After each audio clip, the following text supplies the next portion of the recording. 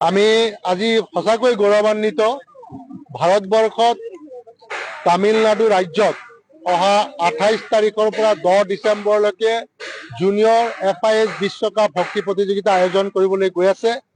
আৰু এয়া হকী ইণ্ডিয়াৰ এটা প্ৰচেষ্টা আছিল যে এই বিশ্বকাপ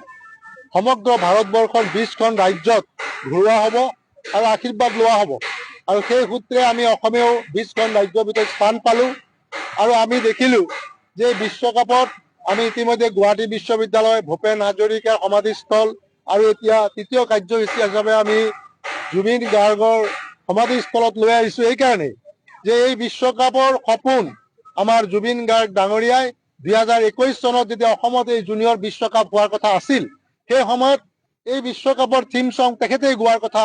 আছিলে যিয়ে নহওক কোভিডৰ মহামাৰীৰ বাবে বিশ্বকাপ আমাৰ ইয়াত নহ'ল আৰু যাৰ বাবে সেই থিম ছং গোৱা নহ'ল আৰু মই ভাবোঁ যদিও নহ'ল আজি অহা 28 তাৰিখৰ পৰা যি বিশ্বকাপ হ'বলৈ গৈ আছে সেই বিশ্বকাপত আমি শ্ৰদ্ধাৰ জুবিন গাৰ্গৰ আশীৰ্বাদ লৈ ভাৰতীয় দলে যাতে চেম্পিয়ন হ'ব পাৰে তাৰ আশা লৈ আজি আমি এই বিশ্বকাপৰ মূল ট্ৰফি 16 কেজি সোণৰ মূল ট্ৰফি আজি আমি আহি জুবিন স্থলীলৈ আনিছোঁ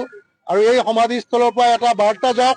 যে আমি জুবিন গাৰ্গৰ সপোন যে ভাৰতীয় দলৰ চেম্পিয়ন হোৱাৰ সপোন যাতে বাস্তৱ হয় এই আশা কামনা কৰি পুনৰ জুবিন গাৰ্গলৈ শ্ৰদ্ধাঞ্জলি জনাইছোঁ এই ট্ৰফিৰ জৰিয়তে আশীৰ্বাদো বিচাৰিছোঁ তেখেতৰ য'তেই নাথাকক যাতে এই বিশ্ব জয়ৰ আশীৰ্বাদ তেখেতে ভাৰতীয় দলক দিয়ে এই কামনা কৰি মই মোৰ ক'বলৈখিনি সামৰিছোঁ আমি অসম জাতীয়তাবাদী যুৱ ছাত্ৰ পৰিষদ কেন্দ্ৰীয় সমিতিয়ে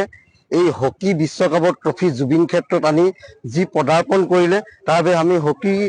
প্ৰেমী ৰাইজলৈ সকলোকে আমি আন্তৰিক অভিনন্দন জনাইছোঁ আৰু আমি আশা কৰোঁ যে জুবিন গাৰ্গে যি থিম ছং গাবলগীয়া আছিলে তেওঁ এক সন্মান জনালে তেওঁলোকে সেইবাবেও ধন্যবাদ লগতে আমি এটা আমাৰ দাবী আৰু আহ্বান যে যিহেতু জুবিন গাৰ্গৰ ইয়াৰ এটা আশা আছিল যে থিম ছংটো গাই এটা বাৰ্তা দিব আৰু আমি ভাবিছোঁ হকী বিশ্বকাপৰ এখন খেল হ'লেও আমাৰ